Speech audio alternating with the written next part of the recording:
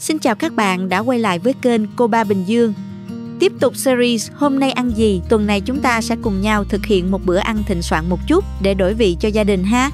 Cả tuần ăn cơm hoài cũng ngán phải không các bạn? Thực đơn tuần này chắc chắn cả nhà sẽ phải khen bạn khéo tay luôn đó.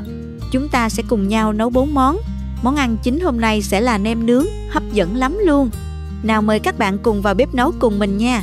Bắt đầu với món khai vị thôi nào. Bây giờ mình sẽ đi nấu nước dùng nha. Hôm nay mình sẽ luộc 2 miếng ức gà này cho ngọt nước.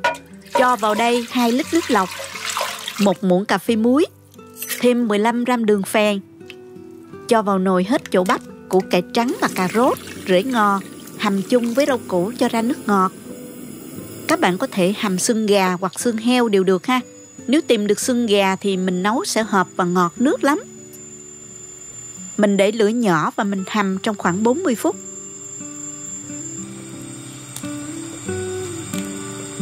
Luộc gà sau 15 phút thì mình vớt ra để nguội.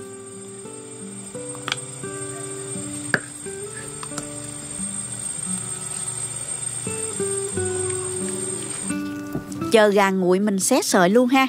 Xé càng mỏng càng ngon nhé các bạn. Mình xé một cái ức gà thôi là đủ rồi. Còn một cái thì mình để dành làm món khác nha.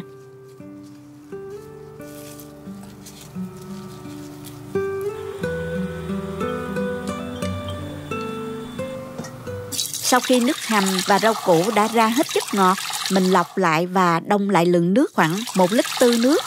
Mình cho qua nồi lớn. Chiêm thêm vào 600 ml nước lọc hoặc nước dừa, hoặc cũng có thể dùng nước cốt gà càng ngọt hơn nha. Mình chiêm cho đủ 2 lít nước. Phần bắp này thì mình lấy khoảng 2 khoanh, tách phần hạt để lát cho vào nồi súp.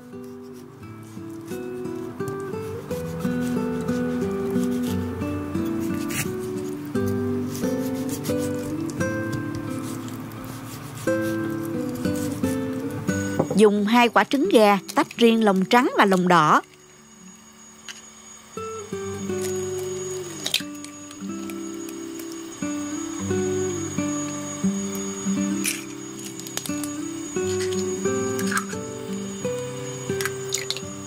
Mỗi bên mình cho thêm nửa muỗng cà phê hạt nêm. Riêng lòng trắng thì mình cho thêm 1 muỗng canh nước đánh tan. Trứng cút thì mình dùng trứng hộp lọc nước bỏ đi ha.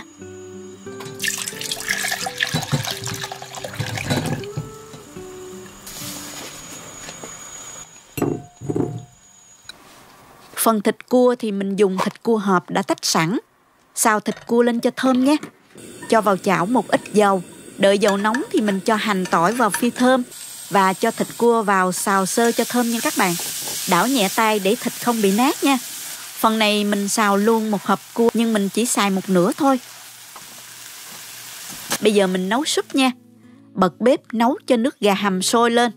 Cho cà rốt, nấm và bắp vào.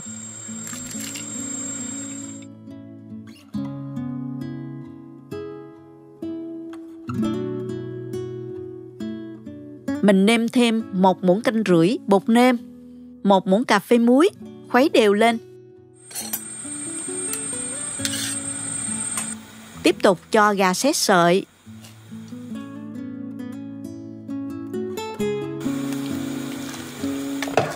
Trứng cút.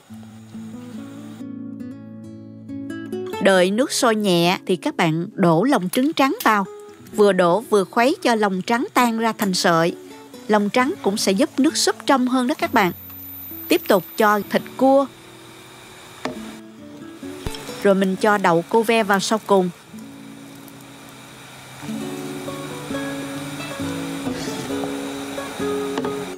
Mình hòa tan 100 g bột năng với 100 ml nước.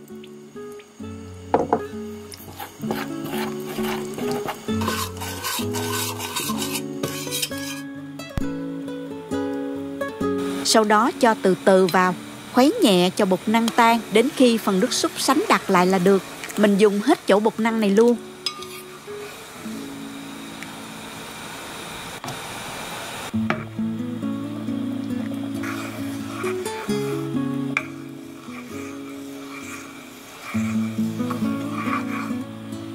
Đun sôi nhẹ cho bột năng chín. Súp thì mình nấu có độ sánh đặc vừa phải, không quá loãng, tránh tình trạng súp bị vữa nha các bạn. Nếu thích thì các bạn có thể đổ lòng đỏ vào luôn cho giàu dinh dưỡng ha.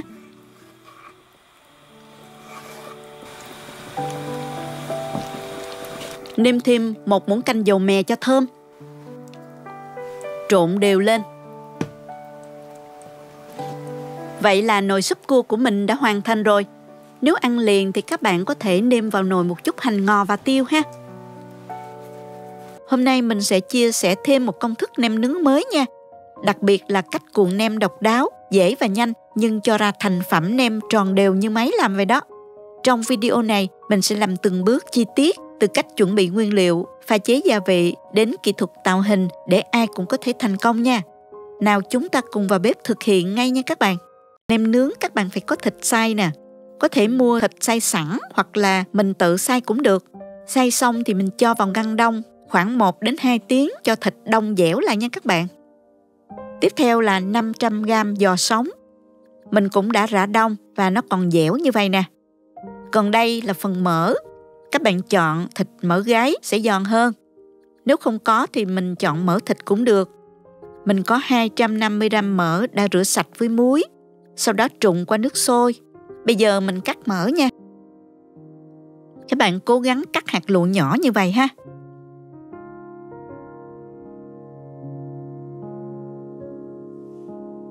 Cắt xong thì mình cho vào mỡ 70g đường. Nếu bạn không có cân thì đông 3 muỗng canh hơi vung một chút là được. Trộn đều cho mỡ thấm vào đường rồi đem đi phơi nắng.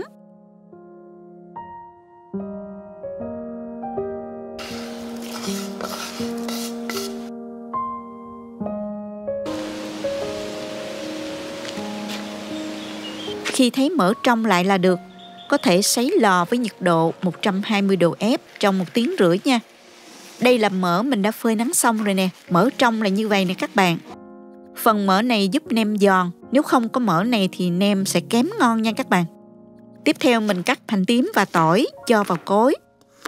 Gồm có 70g hành tím và 50g tỏi. Mình xay nhuyễn ha. Mình pha hỗn hợp gia vị cho 1,5 kg thịt và 500g giò sống nha. Cho vào đây 2 muỗng canh nước mắm, 2 muỗng canh bột nêm gà, 2 muỗng canh sữa đặc, 2 muỗng canh dầu hào,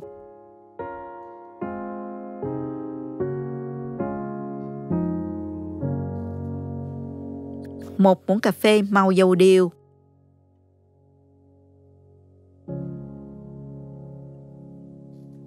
1 muỗng cà phê tiêu, nửa muỗng cà phê ngũ vị hương, nửa muỗng cà phê bột nở baking powder.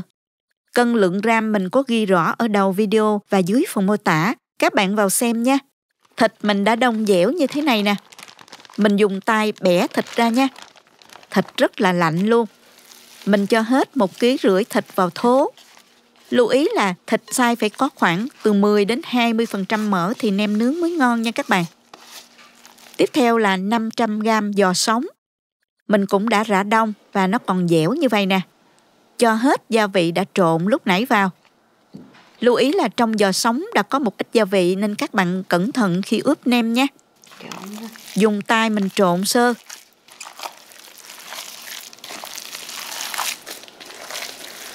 Sau đó mình cho bột năng hoặc là bột bắp vào từ từ rồi tiếp tục trộn. Mình cho 3 muỗng canh nha các bạn.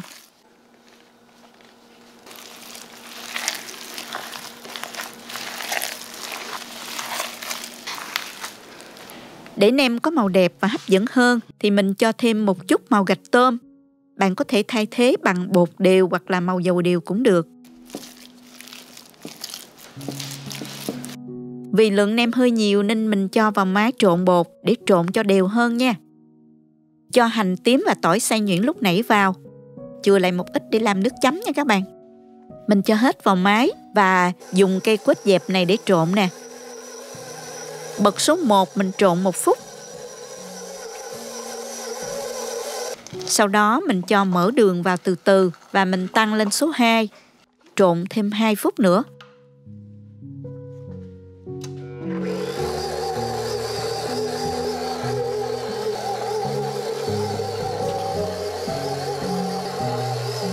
Khi thấy hỗn hợp gần đều thì mình tăng lên số 3, trộn thêm 2 đến 3 phút nữa là được. Thịt được giữ lạnh nên rất là dẻo luôn. Mình cho ra thố, tạo hình và nướng. Muốn nem thấm ngon hơn thì các bạn cho vào ngăn mát tủ lạnh từ 2 đến 4 tiếng cho thật lạnh, rồi mình tạo hình và đem nướng nha. Thịt càng dẻo thì nem càng ngon càng giòn nha các bạn. Thịt vẫn còn lạnh nên bây giờ mình tạo hình nem luôn. Mình dùng bịch Ziploc rọc ra hoặc là miếng ni lông cũng được. Lấy một ít dầu xoa vào tay để chống dính. Rồi mình lấy một ít nem cỡ bằng cái trứng gà, để xuống. Sau đó gấp miếng ni lông lại. Và mình dùng miếng nhựa này vừa giữ vừa kéo để định hình. Rồi mình dùng que xiên qua ha. Một cách nữa là vo trên tay, ép chặt cho dẻo, sau đó mình dùng đũa tre xiên qua. Rồi mình để que nem xuống miếng ni lông, gập miếng ni lông lại. Rồi mình dùng miếng nhựa giữ lại, vừa giữ vừa kéo miếng ni lông để tạo hình. Thịt sẽ dàn ra cây que rất đều. Làm cách nào cũng được hết. Làm quen tay thì rất là nhanh luôn đó các bạn.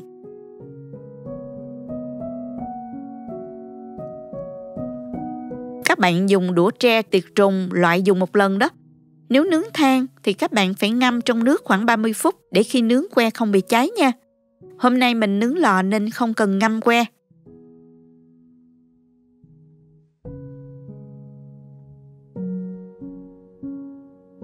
Que nem tròn đều rất đẹp ha. Mình xếp ra khay nướng luôn.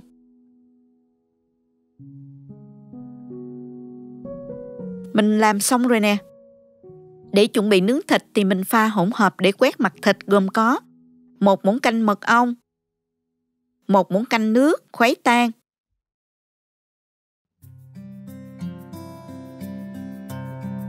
nửa muỗng canh dầu hào. Cuối cùng là 1 muỗng canh màu dầu điều. Bạn có thể thêm một chút xíu màu gạch tôm nữa cũng được ha. Khuấy đều lên.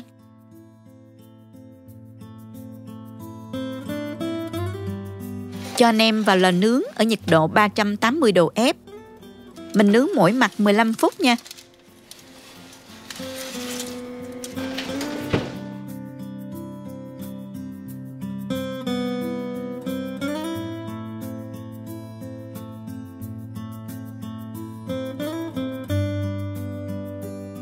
Sau đó dùng hỗn hợp đã pha lúc nãy để quét mặt thịt.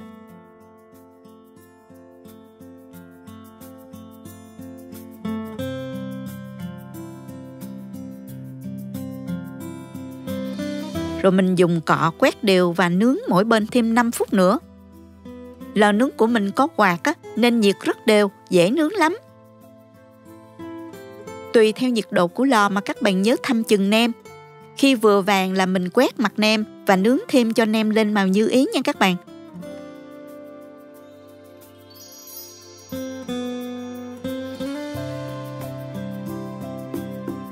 Bây giờ mình pha nước chấm nem nướng luôn nè. Cho vào nồi 1 muỗng canh dầu, cho 1 muỗng canh hành tỏi băm vào phi thơm.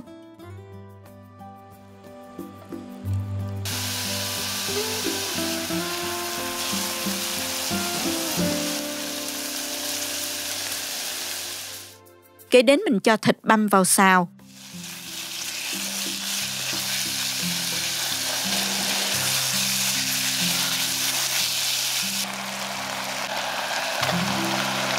Khi thấy thịt săn lại và chín tái thì mình tiếp tục cho tôm vào xào chín. Mình thiếu gan heo nha các bạn, có thêm gan heo nữa thì càng ngon. Thêm vào 1/3 muỗng cà phê tiêu.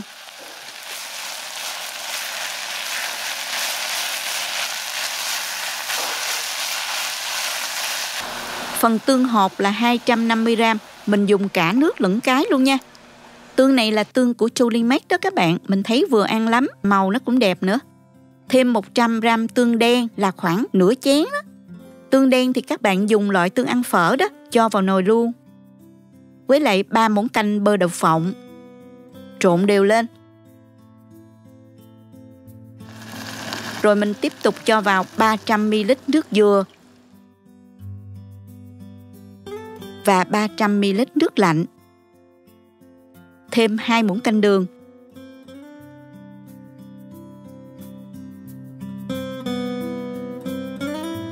Khi hỗn hợp sôi và thịt chín kỹ rồi, mình tắt bếp và cho vào cối xay nhuyễn.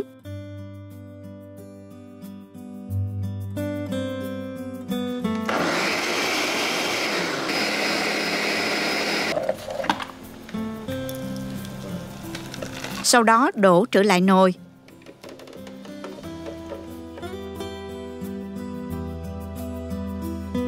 Hòa tan nửa muỗng canh bột bắp với nước.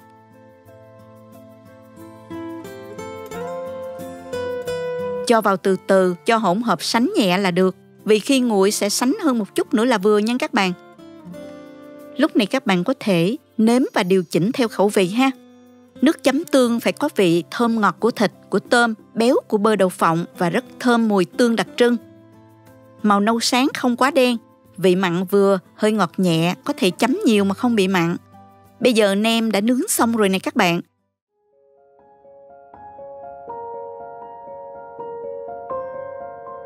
Màu đẹp chứ nè, thơm lắm luôn á.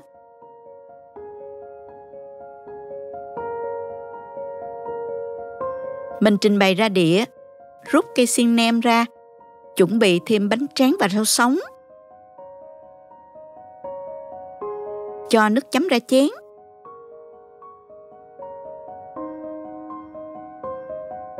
Mình sẽ hướng dẫn các bạn cách làm món kim chi bắp cải trộn chua ngọt, một món ăn ngon miệng, dễ làm và giúp chống ngán rất hiệu quả.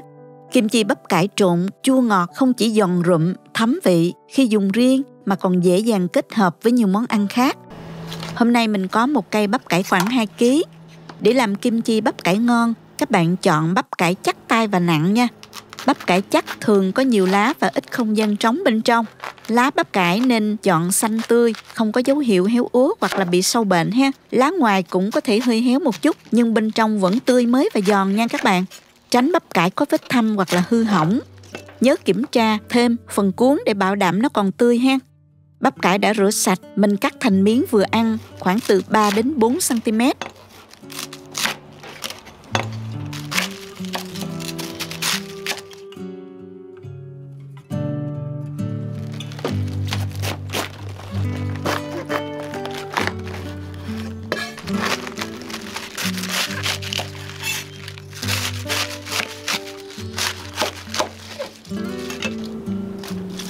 Cà rốt mình gọt vỏ và bào sợi thành những sợi mỏng, hoặc có thể tỉa hoa và cắt lát để ăn cho giòn.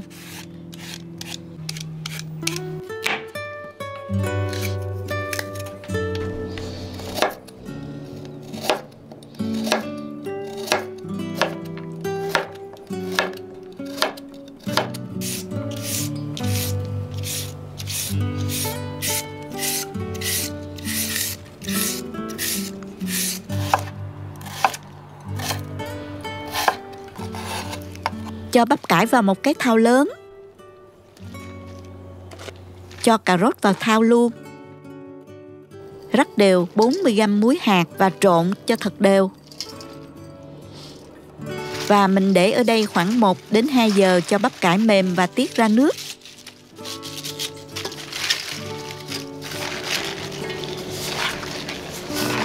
Sau khi ướp muối được 2 giờ, bắp cải và cà rốt cũng đã mềm rồi. Mình vắt cho bắp cải ra bớt nước muối nha.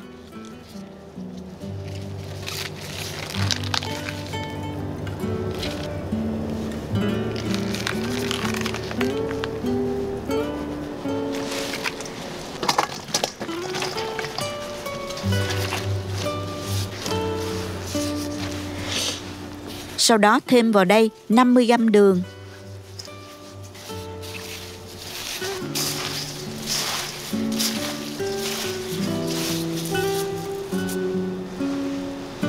50ml nước mắm, 250ml giấm. Mình trộn đều cho bắp cải thấm gia vị.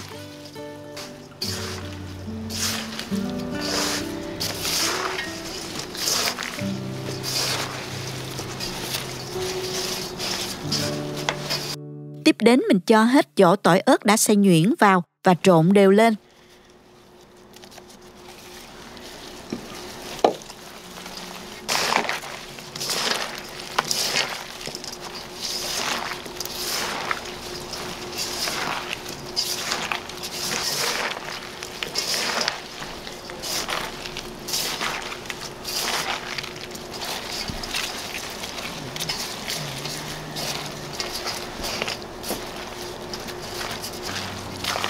Món ăn đã hoàn thành và sẵn sàng phục vụ rồi đó các bạn. Bây giờ mình có thể ăn liền cũng được, hoặc các bạn có thể để trong tủ lạnh từ 2 đến 4 giờ cho gia vị thấm sâu hơn và giòn hơn.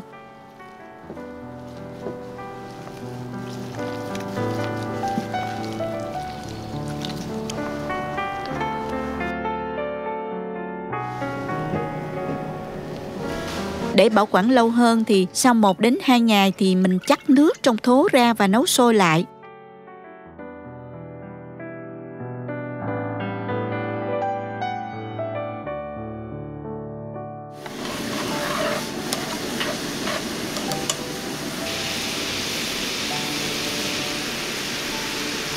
Sau đó để nguội hoàn toàn và chan phần nước đã nấu vào bắp cải.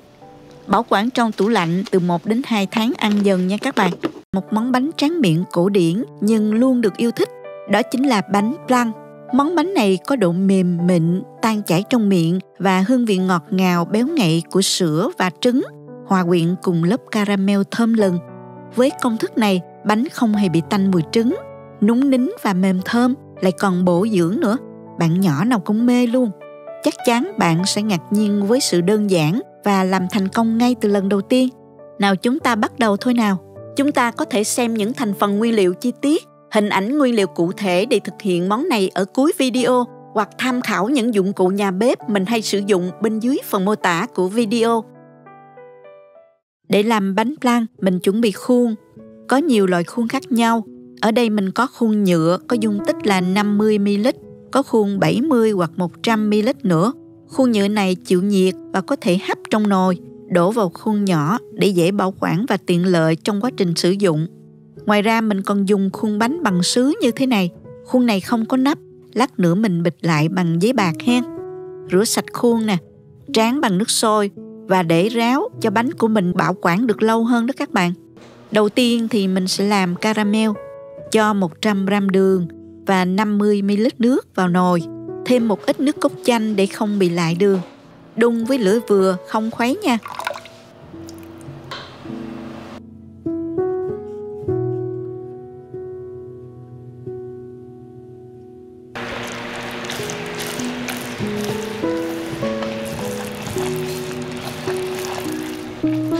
Thêm vào đây 50ml nước. Khi đường tan hết và chuyển sang màu nâu cánh gián thì các bạn tắt bếp. Đổ nhanh caramel vào các khuôn bánh, láng đều đáy khuôn.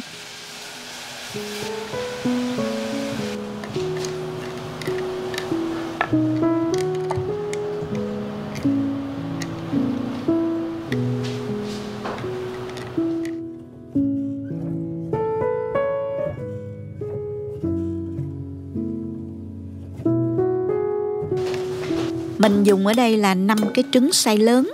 Mỗi cái là định lượng khoảng 50 đến 65g cả vỏ luôn nha. Để bánh có độ mềm vừa phải thì mình dùng ở đây là 4 cái trứng nguyên và 1 lòng đỏ trứng.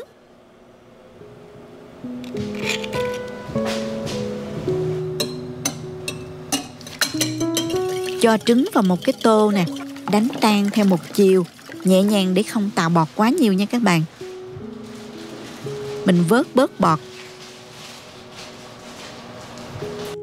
Dùng một cái nồi nhỏ đổ vào đây 160g sữa đặc và 500ml sữa tươi không đường. Khuấy đều cho sữa đặc tan. Bật bếp và mình nấu cho đến khi hỗn hợp sữa ấm dần. Thử nhiệt độ sữa bằng cách nhỏ lên mu bàn tay. Thấy ấm là được nha các bạn. Không được nấu sữa quá nóng. Sữa sẽ mất đi mùi thơm cũng như là chất béo của sữa và sẽ làm cho trứng bị chín. Sau đó đổ nhẹ nhàng phần sữa vừa nấu vào trong trứng. Mình đổ men theo thành tô như thế này ha.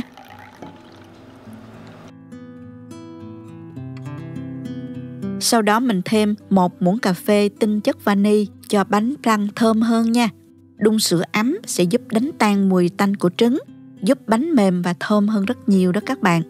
Sau khi hòa tan hỗn hợp, mình lọc lại qua rây cho vào một cái ca có phễu như thế này cho hỗn hợp được mịn màng hơn. Mà mình cho vào ca có phễu để mình rót dễ dàng hơn khi đổ bánh vào khuôn đó. Bây giờ mình đổ hỗn hợp sữa trứng vào các khuôn bánh có tráng caramel nè các bạn.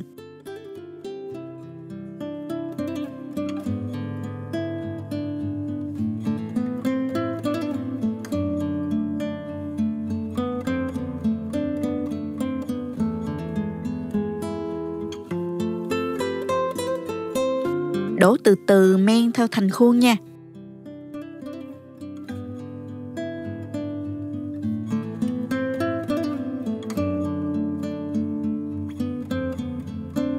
Sau đó nhẹ nhàng đậy nắp lại để tránh nước nhỏ vào đó.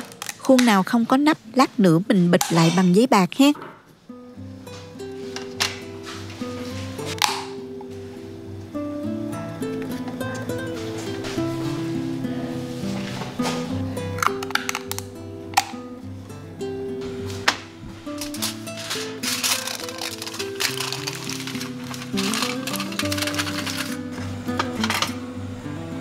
Bây giờ mình cho bánh vào xửng hấp nha.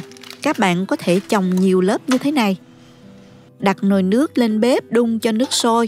Sau đó hạ lửa nhỏ nhất cho nước sôi nhẹ, sủi tăm như thế này là được ha. Hấp cách thủy khoảng 30 đến 40 phút, hoặc các bạn có thể nướng bánh trong lò, làm nóng lò ở nhiệt độ 150 độ C. Đặt khuôn vào khay nước nóng, nướng cách thủy khoảng từ 30 đến 40 phút. Kiểm tra bánh chín bằng cách xăm tăm vào bánh. Nếu tăm rút ra sạch là bánh đã chín rồi đó bạn. Để bánh nguội hẳn, sau đó cho vào tủ lạnh ít nhất là 2 giờ trước khi thưởng thức nha.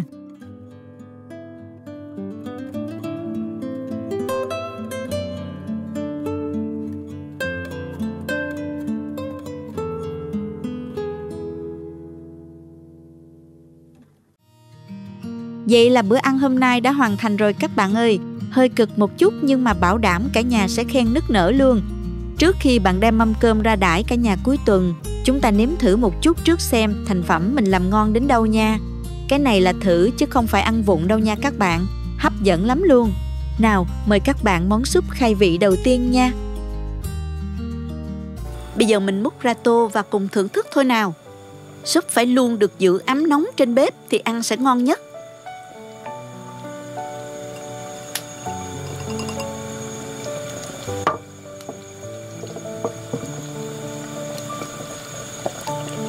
Mình múc ra chén, sau đó thêm hành ngò, tiêu, dầu mè, ăn kèm với hột vịt Bắc Thảo.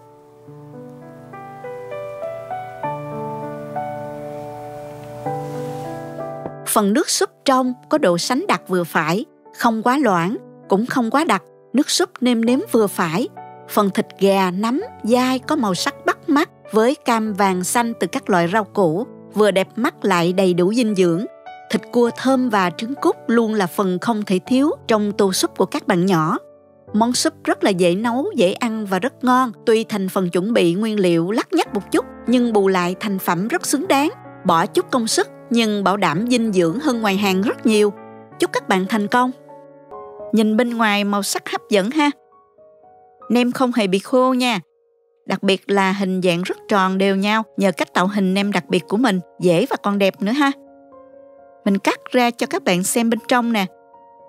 Bên trong nem dẻ chắc, những hạt mỡ trong veo giúp nem không hề bị khô và còn giòn nữa. Nem rất thơm, hơi giòn, vị vừa vặn. Mình cuốn bánh tráng với rau sống, một miếng bánh hỏi, rồi đến nem. Bạn có đồ chua hoặc thơm thì mình cho thêm vào nha. Xong rồi cuộn lại.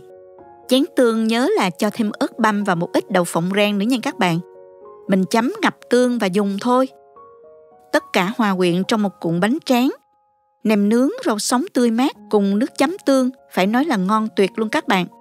Bây giờ mình tóm tắt lại những điều cần lưu ý để các bạn làm nem được ngon hơn nha. Lưu ý là thịt phải lạnh dẻo, nem mới giòn nha. Mỡ phải phơi nắng hoặc sấy cho trong, khi trộn nem mới ngon. Nhớ là cho bột để hút nước. Khi nướng nem không bị ra nước, giúp nem dai giòn, nên các bạn đừng quên nha. Chỉ cần làm đúng theo công thức và liều lượng của mình là ngon à. Bánh flan khi hoàn thiện có vẻ ngoài rất bắt mắt. Bên trên lớp caramel bóng mịn, màu nâu cánh gián đẹp mắt phủ đều lên mặt bánh, tạo ra một lớp áo đẹp và ngọt ngào.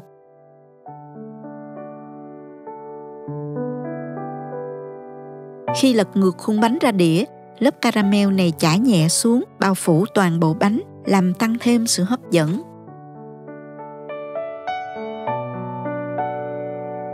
Mình thưởng thức tuyệt vời nhất khi thêm đá xay, một chút nước cốt dừa béo béo và một ít cà phê đen thơm lừng.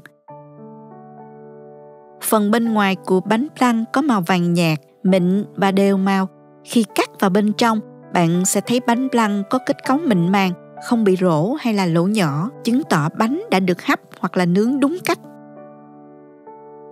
Bạn sẽ cảm nhận được độ mềm mịn tan chảy ngay trong miệng, khiến cả nhà ai cũng thích mê. Kim chi bắp cải kiểu Việt Nam có vị giòn ngọt của bắp cải, cà rốt, chua chua cay cay mặn ngọt rất ngon, rất thích hợp làm món ăn kèm với các món thịt, món nướng, các món ăn chiên rán có nhiều dầu mỡ, làm món ăn chống ngán vô cùng hiệu quả luôn.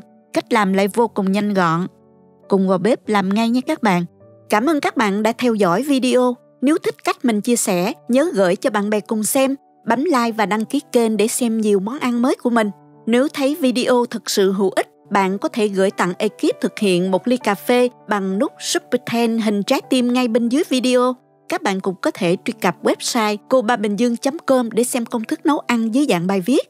Chào tạm biệt và hẹn gặp lại các bạn trong video kỳ tới nha.